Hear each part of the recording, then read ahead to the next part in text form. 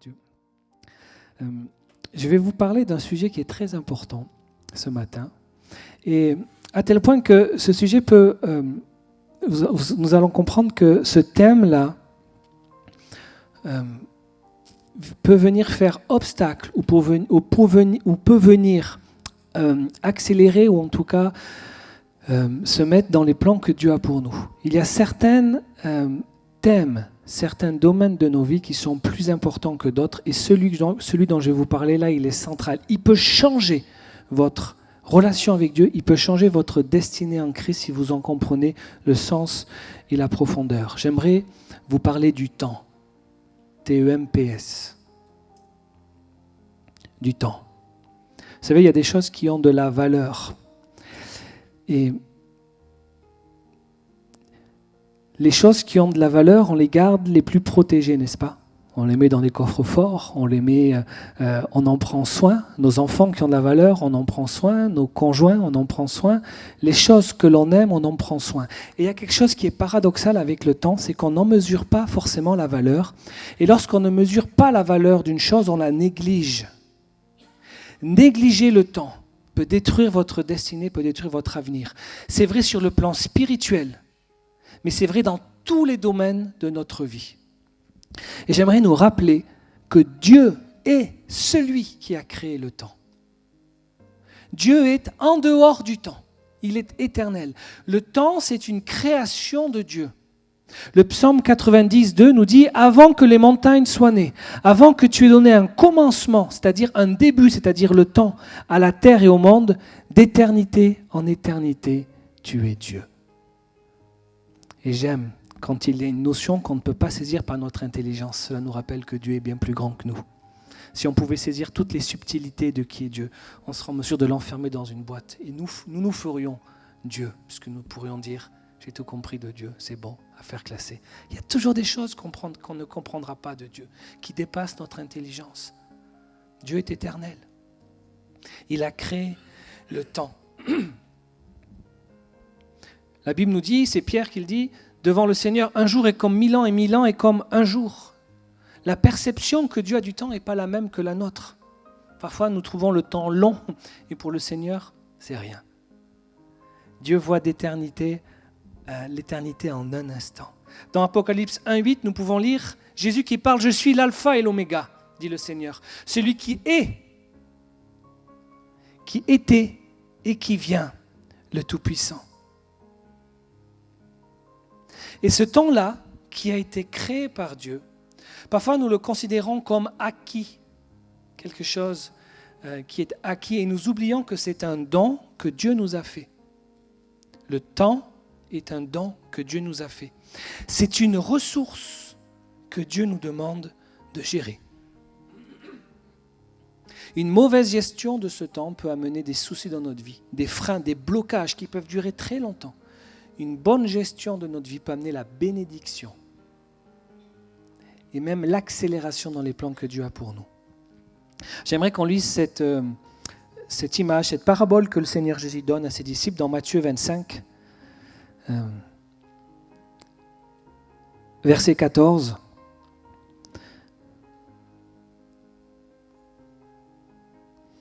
Un homme en partant en voyage appela ses serviteurs et leur remit ses biens. À l'un, il donna 5 talents, à un autre 2, à un autre 1, à chacun selon sa capacité. Ensuite, il partit. Aussitôt qu'il avait reçu les 5 talents, celui qui avait reçu les 5 talents s'en alla, les fit valoir et gagna 5 autres talents. De même, celui qui en avait reçu 2 en gagna 2 autres. Celui qui en avait reçu qu'un alla faire un trou en terre et cacha l'argent de son maître. Longtemps après, le maître de ses serviteurs revint et leur fit compte. On peut s'arrêter là. Vous connaissez la suite ou pas ? Ok. On va quand même le lire, tu peux mettre la suite. Celui qui avait reçu les 5 talents s'approcha en apportant 50 talents et dit « Seigneur, tu m'avais confié 5 talents, voici 5 autres que j'ai gagnés. » Son maître lui dit « Bien, Bon et fidèle serviteur, tu as été fidèle en peu de choses, je t'établirai sur beaucoup. Entre dans la joie de ton maître. » Celui qui avait reçu les 2 autres talents s'approcha aussi et dit « Seigneur, tu m'avais confié 2 talents, en voici 2 autres que j'ai gagnés. » Son maître lui dit « Bien, bon et fidèle serviteur, tu as été fidèle en peu de choses, je t'établirai sur beaucoup. Entre dans la joie de ton maître. » Celui qui n'avait reçu qu'un talent s'approcha ensuite et dit « Seigneur, je savais que tu es un homme dur qui moissonne où tu n'as pas semé et qui récolte où tu n'as pas répandu. J'ai eu peur et je suis allé cacher ton talent dans la terre. Voici, prends ce qui est à toi. » Son maître lui répondit « Serviteur mauvais et paresseux, tu savais que je moissonne où je n'ai pas semé et que je récolte où je n'ai pas répandu. Il te fallait donc placer mon argent chez les banquiers et à mon retour, j'aurais retiré ce qui est à moi avec un intérêt. Ôtez-lui donc le talent et donnez-le à celui qui a les 10 talents. Car on donnera à celui qui a et il sera dans l'abondance, mais à celui qui n'a pas, on ôtera même ce qu'il a. » Jésus raconte cette parabole juste avant sa crucifixion pour enseigner et préparer les disciples sur le temps qui se passerait entre son ascension et son retour. D'ailleurs, cette parabole s'inscrit dans le livre de Matthieu dans un contexte où Jésus donne d'autres enseignements sur la vigilance quant à son retour. Il s'inscrit dans une série d'enseignements sur l'attente active concernant le retour de Jésus. Un talent, dans cette parabole, c'est une somme d'argent qui est énorme. Plusieurs années de salaire pour un ouvrier. Et le maître qui parle en temps symbolise donc ce temps long entre l'ascension et le retour de Jésus. Et je ne vais pas aller trop profond dans cette parabole, je vais simplement tirer quelques principes pour aller ensuite un petit peu plus loin. L'argent utilisé dans cette parabole, c'est une image. Ce n'est pas uniquement que pour parler de l'argent. Elle illustre en fait le principe général de la gestion des ressources que Dieu nous donne. Des ressources divines qui nous sont confiées. Ça peut être l'argent, effectivement. Ça peut être aussi les dons. Et en ressources divines dont nous parlons aujourd'hui, le temps. Et quel est celui qui a mal agi ici ? C'est celui qui n'a rien fait. C'est celui qui a enterré ce que Dieu lui avait donné et qui ne l'a pas utilisé pour le faire fructifier. Et dans ce contexte-là, j'aimerais que l'on s'attache sur la question du temps. Cette ressource que Dieu te donne, qu'il me donne, et dont nous devrons rendre compte. Comment est-ce que j'ai utilisé le temps que Jésus m'a donné jusqu'à son retour ? Le psaume 90, 12 nous dit ceci : « Enseigne-nous à bien compter nos jours, afin que nous appliquions notre cœur à la sagesse. » Comme le psalmiste, ce matin, ma prière, c'est « Seigneur, enseigne-nous à comprendre cette notion du temps, à être vigilant sur la façon dont nous le dépensons, à comprendre qu'il est une ressource précieuse. Le temps est plus précieux que l'argent. Une fois qu'il a été passé, qu'il s'est consommé, tu ne peux plus retrouver le temps que tu as perdu. C'est donc la plus grande valeur que nous ayons ici-bas.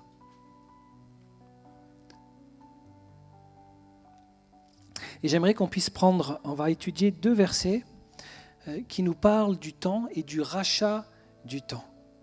On va lire dans ces versets que l'on peut racheter le temps. Et avant, j'aimerais juste vous expliquer ce que veut dire cette expression. Ça vient du grec qui a, dans la notion de racheter le temps, c'est lié à la notion d'acheter quelque chose au marché.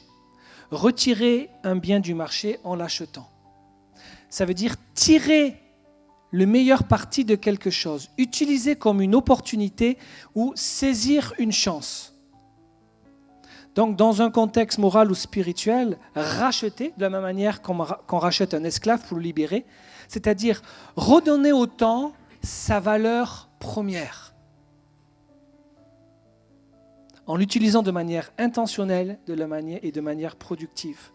Donc, racheter le temps, c'est ne pas le gaspiller. c'est l'employer de façon stratégique, soit pour sa propre croissance spirituelle, soit pour le témoignage et le service envers les autres. Donc c'est une métaphore commerciale. Le temps est une ressource limitée, comme une denrée que tu vas acheter au marché. Et le croyant doit l'acheter, c'est-à-dire en tirer le maximum avant qu'il ne soit trop tard, avant que Jésus ne revienne.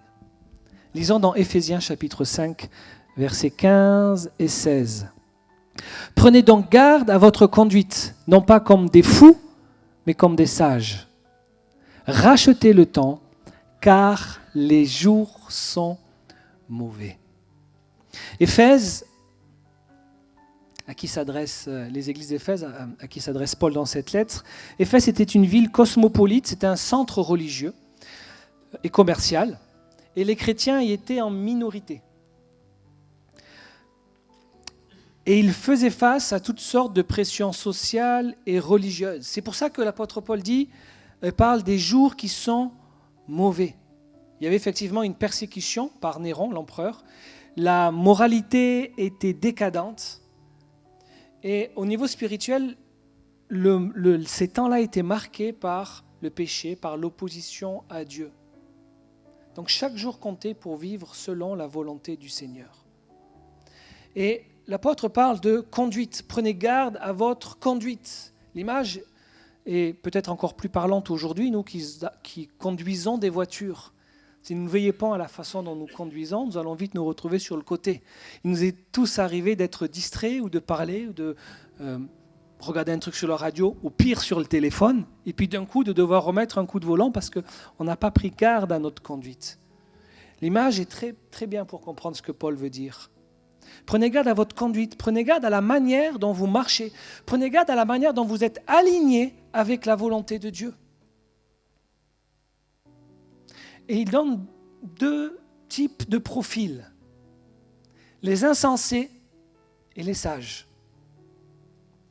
L'insensé, c'est celui qui vit sans réflexion, qui va donc gaspiller son temps dans des plaisirs éphémères ou des activités sans valeur éternelle.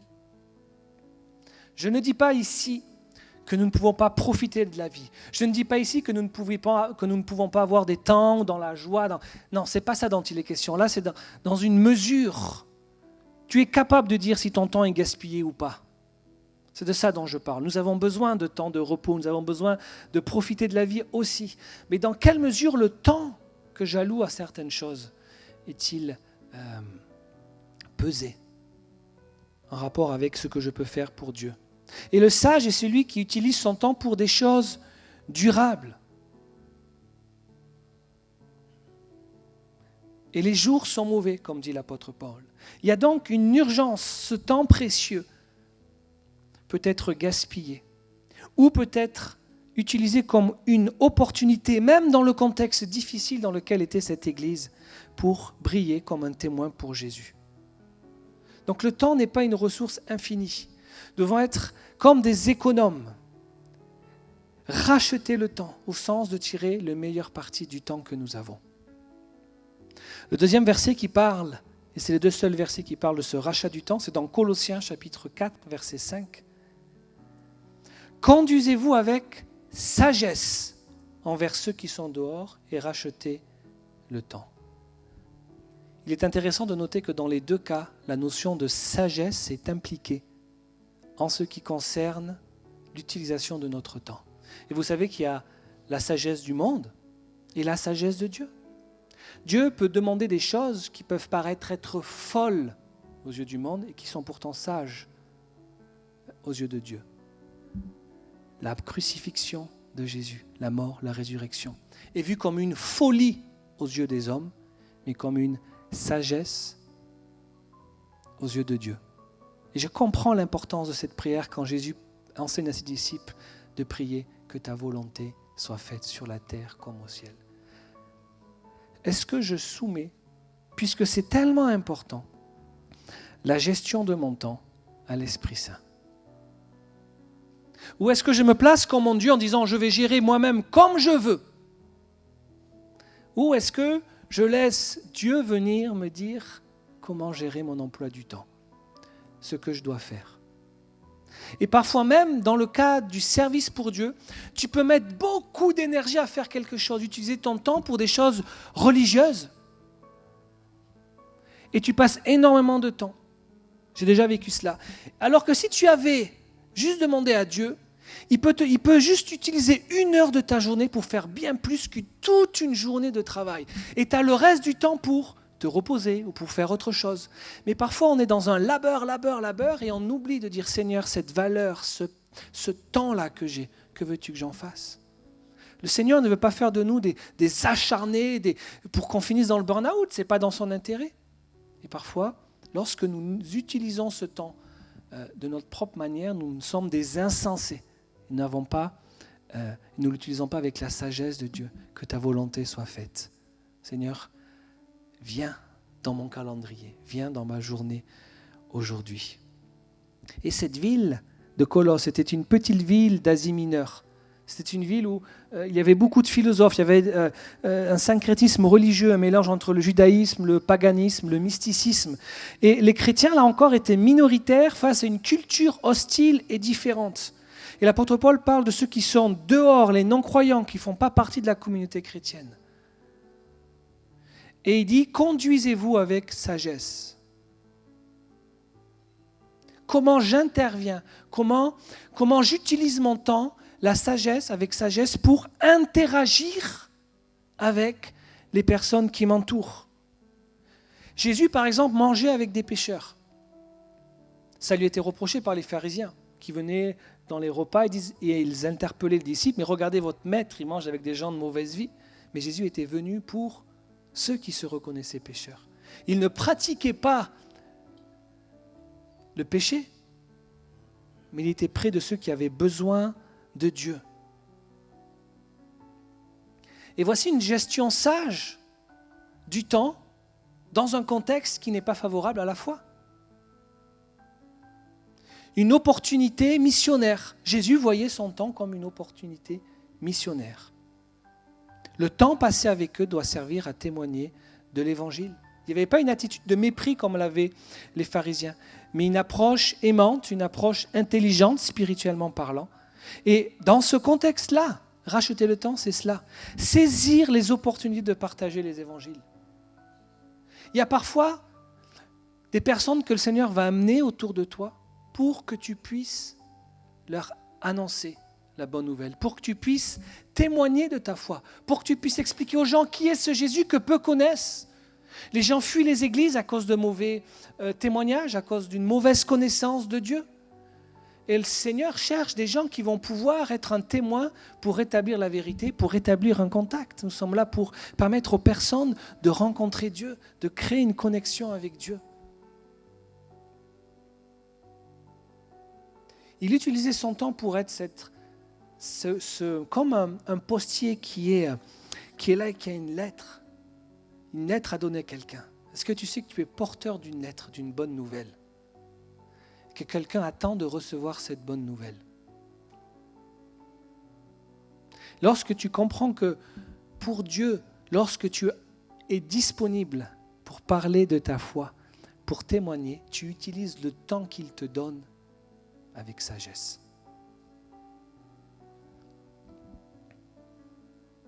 Proverbe 18, 5 nous dit ceci: l'enfant qui amasse en été est un homme prudent. Celui qui dort pendant la moisson est un homme honteux. Il utilisait son temps pour amasser ce dont il allait avoir besoin l'hiver. L'enfant qui amasse est un homme prudent. Celui qui dort pendant la moisson est un homme honteux. Ne gaspille pas le temps comme si tout était éternel. Et si c'est une valeur précieuse, on doit comprendre que ce qui est précieux attire la convoitise, n'est-ce pas ? Et la Bible nous montre que Satan cherche toujours à détourner l'être humain de la volonté de Dieu, en utilisant toutes sortes pour la question du temps, d'occupation, de choses qui le distraient, en le séduisant ou en l'empêchant de saisir des occasions spirituelles que Dieu veut lui donner. Donc comme tout ce qui est précieux, il est convoité. Et Jean 10 nous dit ceci, le voleur ne vient que pour voler, tuer et détruire. Moi, je suis venu afin que les brebis aient la vie et qu'elle ait en abondance. Comment l'ennemi est-il présenté ? Il est présenté comme le voleur. Celui qui va faire en sorte de voler le temps que Dieu te donne à gérer. Parce que si ce temps-là t'est volé, dans le sens où tu n'es pas dans ce que Dieu veut que tu fasses, être un témoin, être un disciple, il est gagnant. Et c'est le royaume de Dieu qui devient affaibli. Vous comprenez ? Donc Satan cherche à voler ce qui peut produire du fruit pour Dieu. Satan va essayer par toutes sortes de distractions de te détourner, de voler ton temps. Le diable ne nous demande toujours pas d'abandonner Dieu. Quelqu'un qui a fermé dans sa foi, qui a fait des rencontres avec Dieu, qui sait que Dieu est vivant, il ne va pas abandonner Dieu, même si quelqu'un essaierait par quelque moyen que ce soit lui prouver que Dieu n'existe pas. Il le sait. Donc, il ne peut rien contre cela. Par contre, rendre ce croyant-là inutile, en lui faisant gaspiller son temps, ça, il le fait. Il va chercher à t'occuper jusqu'à ce que tu n'aies plus de temps pour Dieu. Il va chercher à t'occuper jusqu'à ce que tu n'aies plus de temps pour prier, jusqu'à ce que tu n'aies plus de temps pour lire la parole, jusqu'à ce que tu n'aies plus de temps pour venir assister à des rencontres, à des moments clés où Dieu veut te donner quelque chose. Et vous savez, tout ce que Dieu a à te donner, toutes les grâces et bénédictions s'inscrivent dans un temps. Il y a des rendez-vous divins, des rendez-vous par Dieu établis d'avance que l'on peut manquer. Il y a quelques années, lorsque j'ai fait mes études, une année d'études en Irlande, je revenais de temps en temps, ça me permettait de voir ma chère épouse, qui n'était pas mon épouse à l'époque. Et puis un jour, j'étais d'ailleurs avec Serge, Sylvie et mes parents, et puis on arrive à l'aéroport, et puis on était, bien en avance. On prend le café, etc. Et puis il y avait mon vol, je ne sais plus à quelle heure il était, disons 15 heures. Et moi, j'étais déjà dans l'aéroport, donc je me dis, un quart d'heure avant, c'est bon, j'y vais. Donc j'arrive devant là, et puis on me dit, ah ben non, c'est fermé. Je me dis, comment ça, c'est fermé ? Ah non, mais l'embarquement, c'est 1 heure avant. Et là, j'étais là comme un idiot, parce que j'étais là bien 1h30, 2 heures avant, en train de prendre mon café tranquille. Et juste parce que je ne me suis pas pointé au bon moment, j'ai loupé l'avion. Bon, dans mon cas, c'était une bénédiction parce que j'ai pu aller chercher Elisa au lycée, donc c'était un petit bonus. C'était pas fait exprès. Mais Dieu a des rendez-vous pour nous.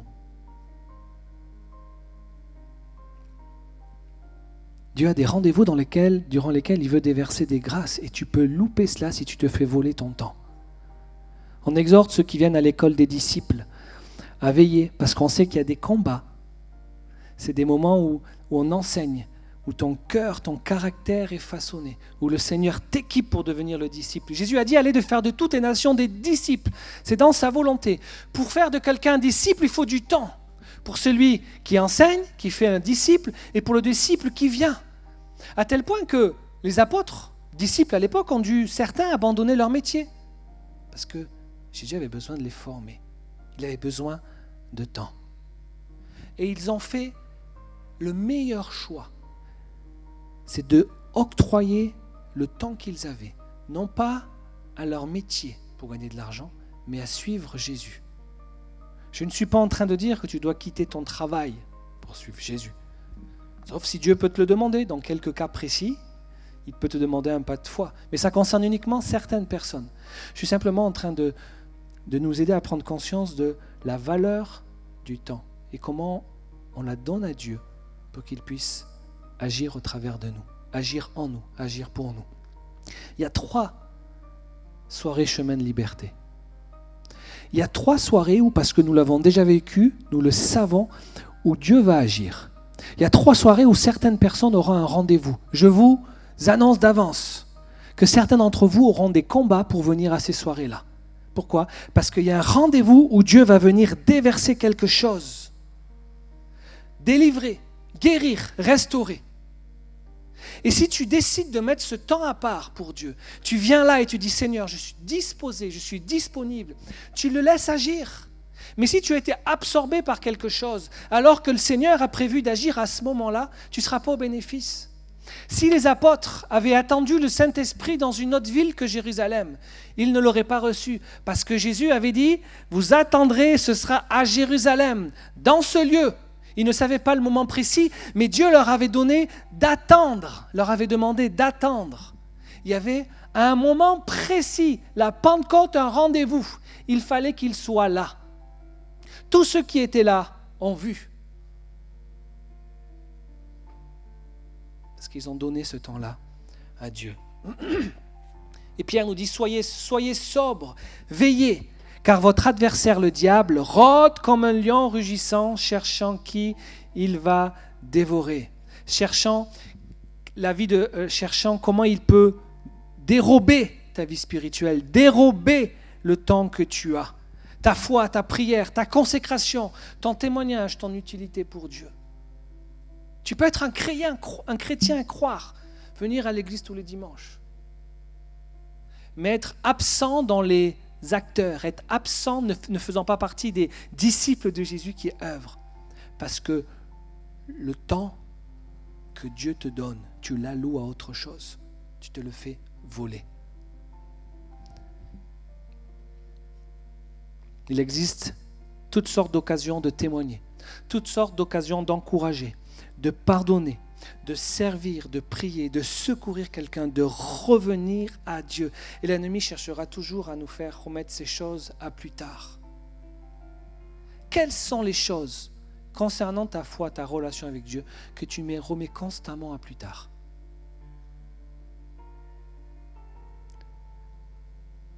Je veux te faire comprendre que le temps que tu as est le champ d'une bataille.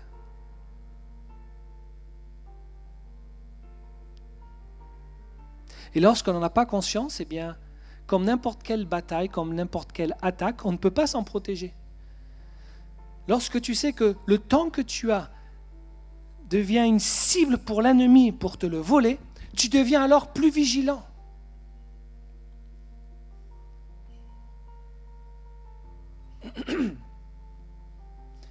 Il y a quelques années de cela, j'étais jeune chez mes parents et nous étions en vacances à la montagne et mon père reçoit un appel de la police pour dire que quelqu'un a cambriolé la maison.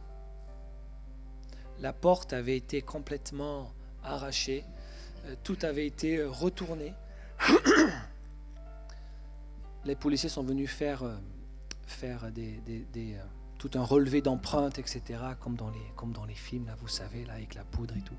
Mais quand tu rentres chez toi et que tout est retourné, t'as le sentiment qu'on est venu, pour ceux qui ont déjà vécu un cambriolage, c'est particulier. C'est comme si une partie de ton intimité on avait pénétré dans une partie de ton intimité. C'est violent, pas physiquement, mais de savoir que quelqu'un s'est introduit chez toi et qu'il a volé. Une autre fois, j'étais moi chez un de mes amis et mon père est allé chercher ma mère qui travaillait de nuit à l'hôpital. Et en partant, il n'avait pas fermé la maison à clé, il y avait mes deux petits frères qui dormaient. Et il y avait quelqu'un qui guettait et qui est rentré dans la maison. Alors que mes deux frères dormaient.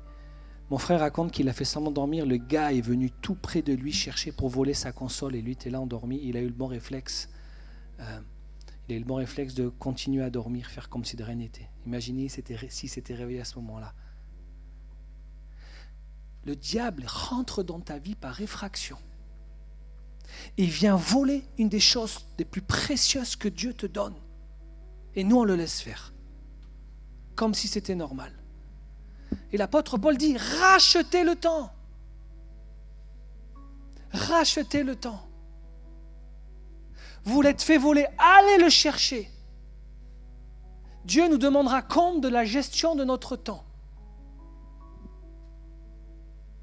Donc le diable utilise toutes sortes de techniques. Il est appelé le père du mensonge. Il va te dire, oh, tu as encore beaucoup de temps pour prier, t'inquiète pas, ou pour faire ceci ou cela. Tu prieras pour tard. Oh, tu serviras Dieu quand ta situation sera améliorée, sera meilleure. Oh, tu veux te divertir? Allez, c'est pas grave, juste un petit peu, prends juste quelques minutes. Oh, tu n'as pas besoin de changer, tu n'as pas besoin d'être transformé, tu es bien comme tu es. Et le temps perdu s'accumule, et certaines occasions ne se représentent jamais. Vas-y, si tu sens que Dieu te demande de prier, fonce. Et lorsque tu sens une résistance face à la gestion de ton temps, tu sais maintenant que là tu as 2 propositions. Un qui te donne une proposition qui va t'amener la vie, parce que Dieu ne te demande jamais quelque chose qui te détruit. Il va te proposer une situation qui va élever ton âme, une action spirituelle. Parfois, c'est simplement parler à quelqu'un. Et puis, tu as l'ennemi qui va te donner toutes sortes d'excuses. Que fais-tu? Lorsque tu n'es pas conscient, parce que la chair est faible, on se laisse souvent aller du mauvais côté. Ma prière, c'est qu'après cette prédication, tu puisses avoir, c'est même pas l'audace, c'est la combativité de dire Satan, non, tu ne me voleras pas mon temps. Pas aujourd'hui, pas maintenant. Je choisis la vie. Je choisis d'obéir à Dieu. Marthe, Jésus dit à Marthe, Marthe, tu t'inquiètes et tu t'agites pour beaucoup de choses. Une seule chose est nécessaire. Viens t'asseoir à côté de moi. Combien de fois, à chaque fois qu'il est le moment de passer un temps avec Dieu, il y a tellement de choses qui te viennent en tête que tu dois faire. Je suis sûr que ce n'est pas que à moi que ça arrive. Il faut que tu sens que là, c'est un moment, ça fait un petit moment, voilà, tu n'as pas passé du temps avec Dieu, et puis là, tu penses à ceci, tu penses à cela. Et on devient comme Marthe, on s'agite à faire plein de choses, il faut que je fasse ça. Et on est en train de se faire voler un temps précieux. Jésus était là et Marthe s'agitait, s'inquiétait pour beaucoup de choses. L'agitation, l'inquiétude est une des stratégies que l'ennemi utilise pour te voler le temps. Qui, par ses inquiétudes, peut ajouter une coudée à la durée de sa vie?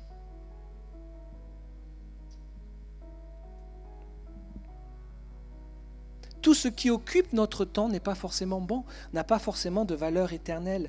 On peut être très occupé, mais peu disponible pour Dieu.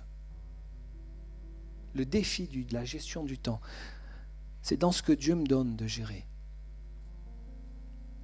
C'est d'être disponible pour lui. Je ne suis pas en train de vous dire qu'à chaque minute, chaque seconde, vous devez prier. Seigneur, est-ce que tu veux que j'aille à droite? Est-ce que tu veux que j'aille à gauche? Est-ce que tu veux... C'est beaucoup plus simple que ça. C'est une disposition de cœur à se rendre disponible quand Dieu le voudra. Comprenez? Je sens un appel dans mon cœur d'aller prier. Je me suis réveillé la nuit pour prier. Et là, tout mon corps me dit, reste couché, dors. Seigneur, ok, je vais prier dans mon lit sous ma couette. Tu t'endors direct. Et pourtant, là, le Seigneur te demande du temps. Certaines choses que le Seigneur demande vont peut-être amener de la fatigue. Quand les disciples marchaient et que Jésus arrive au puits, là où il rencontre la Samaritaine, ils étaient fatigués. Si vous regardez sur une carte, il y avait une longue marche. Les disciples sont partis chercher de la nourriture. Et là, il y avait un rendez-vous divin. Jésus était là. Après la multiplication des pains, ils ont servi 15 000 personnes. Jésus leur dit, allez de l'autre côté du lac. Imaginez une journée à faire du service, à marcher. On te dit maintenant, tu ne vas pas dormir, tu vas prendre la barque et tu vas pagayer jusqu'à l'autre côté. Vous regardez dans la parole, les disciples ont commencé à négocier. Jésus a dû leur donner un ordre. Et on y va. Parfois, Dieu va nous demander de faire un pas de plus qui va peut-être être fatigant, mais pas toujours. On doit prendre soin du temps, on doit prendre soin de notre sommeil.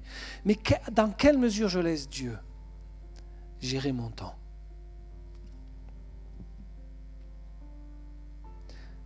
L'ennemi veut nous distraire dans notre mission. Lorsque Néhémie est envoyé est missionné par Dieu pour aller reconstruire la muraille, on va le lire dans Néhémie chapitre 6, versets 1 à 8.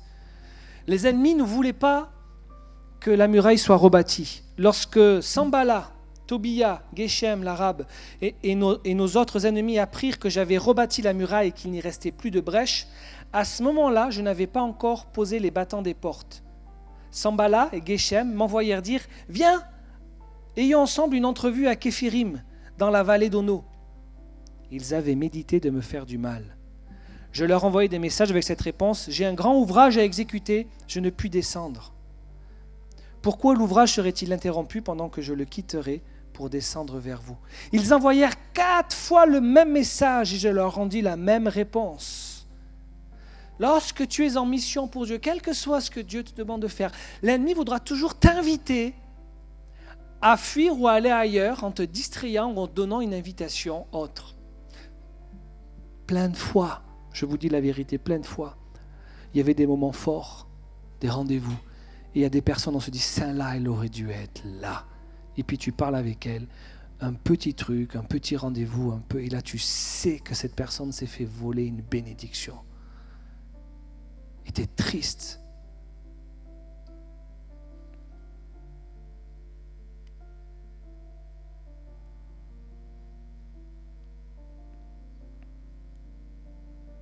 Lorsque l'on fait une soirée spéciale, qu'on l'on prépare depuis des mois sur le baptême du Saint-Esprit, et qu'au dernier moment, tu ne peux pas venir, ou que tu es là, mais tu sens que tu veux être distant, est-ce que tu n'es pas en train de te faire voler quelque chose que Dieu voulait te donner ?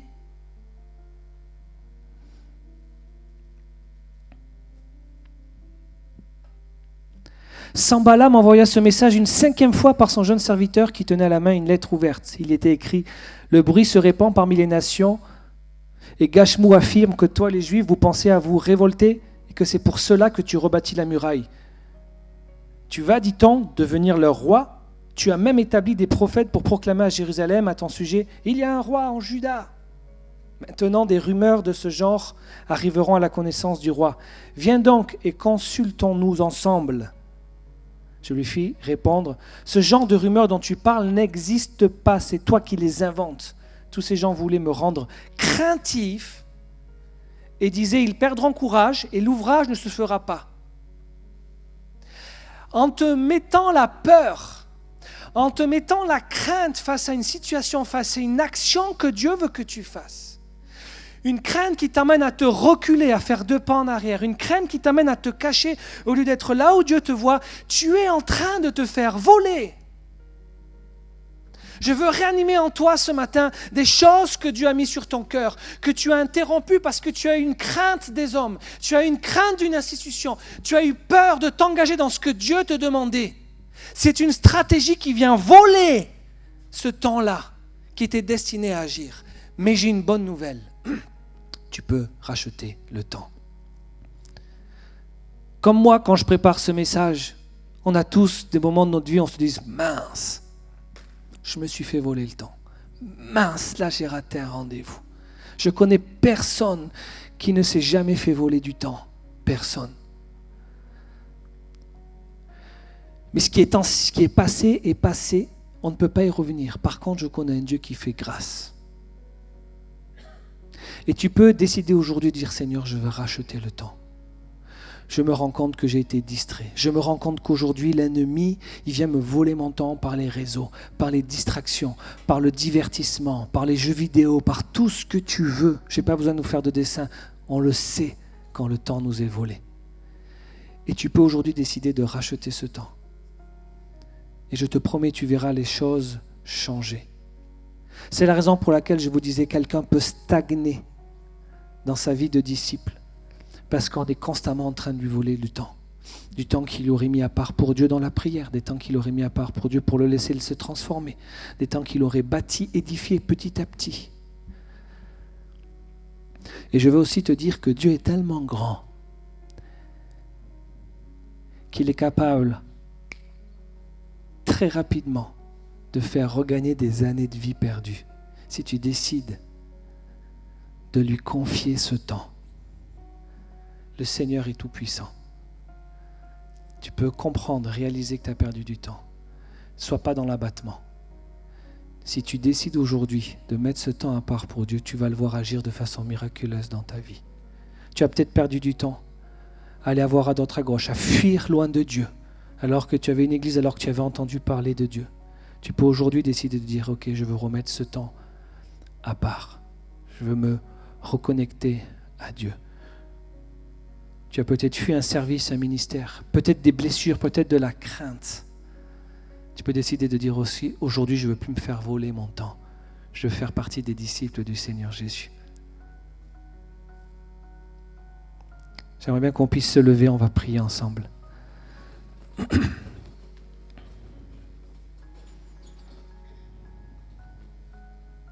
Alléluia Seigneur. Merci mon Dieu. Aide-nous à prendre conscience de la valeur de ce temps que tu nous demandes de confier, que tu nous confies, que tu nous demandes de gérer. Alléluia. Merci de nous aider. Merci de nous accompagner. Je veux prier maintenant pour tous ceux qui demandent à Dieu de la sagesse, puisqu'il faut la sagesse, comme Paul l'a dit aux Éphésiens et aux Colossiens, pour gérer le temps. Voilà, si tu veux que je prie pour ça, lève simplement la main pour te manifester à Dieu et dire, Seigneur, voilà, moi je veux de la sagesse pour la gestion de mon temps. Je veux de la sagesse pour la gestion de mon temps. Alléluia. Seigneur, nous te demandons une grâce particulière sur nous tous. Nous te demandons ta sagesse. Nous te demandons ta sagesse. Nous te demandons ta sagesse dans le nom de Jésus. À chaque fois que devant nous se présentera un dilemme de chemin, nous te demandons de faire intervenir ta sagesse. Nous te demandons de nous rappeler que nous sommes face à un choix. Un qui va amener la vie dans le temps et un qui va amener la mort dans le temps. Merci pour ta sagesse. Tu dis dans ta parole, lorsque nous demandons la sagesse avec foi, tu nous la donnes. Donc par la foi, nous recevons aujourd'hui la sagesse. Et nous déclarons que nous allons devenir des bons gestionnaires du temps que tu nous donnes. Nous déclarons qu'à partir d'aujourd'hui, le temps perdu s'arrête. Nous déclarons qu'à partir d'aujourd'hui, tout ce qui nous a été volé va nous être restauré dans le nom de Jésus. Je prie que les années perdues puissent être restaurées dans le nom de Jésus. Je prie que la crainte qui fait fuir soit transformée par une audace pour le Seigneur Jésus. Je prie que les distractions soient vues comme quelque chose qui tue notre foi, qui est tellement nocif, comme un poison, et que nous ne cohabitons pas avec ce divertissement dans le nom puissant de Jésus. Alléluia.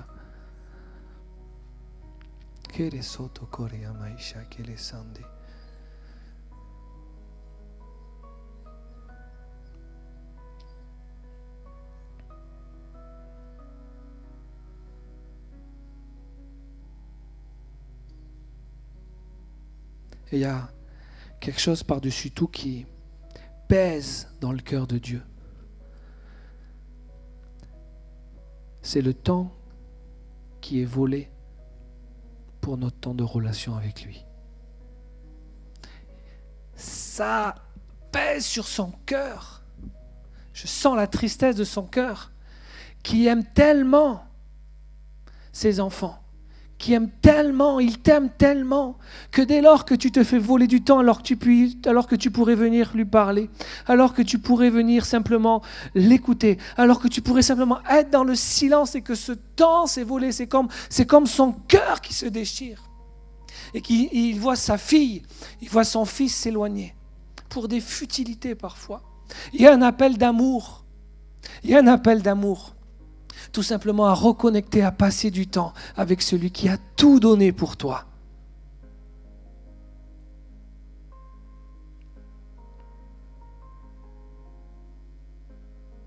Entends cet appel. Et la sagesse, mes amis, et je termine par là, donne des conseils pratiques. La sagesse a une dimension très pratique. Et je veux juste te laisser avec cette question. Que peux-tu faire? Que peux-tu mettre en place pour que ce temps précieux de ta relation avec Dieu ne soit plus volé? Au moins juste ça d'abord. Pas 3 heures par jour. Consacre déjà un petit peu de temps pour Dieu. Un petit peu de lecture, de la prière. Et le conseil de sagesse, c'est celui-ci. Ne prends pas des bonnes résolutions, prends des bonnes habitudes. L'habitude va prendre plusieurs jours, entre 21 et 30 jours à se mettre en place. Et quand tu changes une habitude, c'est inconfortable au départ. Mais tu vas devenir un bon gestionnaire du temps, je le déclare au nom de Jésus. Amen. Amen. Est-ce que tu peux bénir ton voisin et lui dire, je vois que tu vas devenir un bon gestionnaire du temps que Dieu te donne. Alléluia. Je vois que tu vas devenir un bon gestionnaire. Ne perds pas ton temps, ne te fais pas voler ton temps. Alléluia.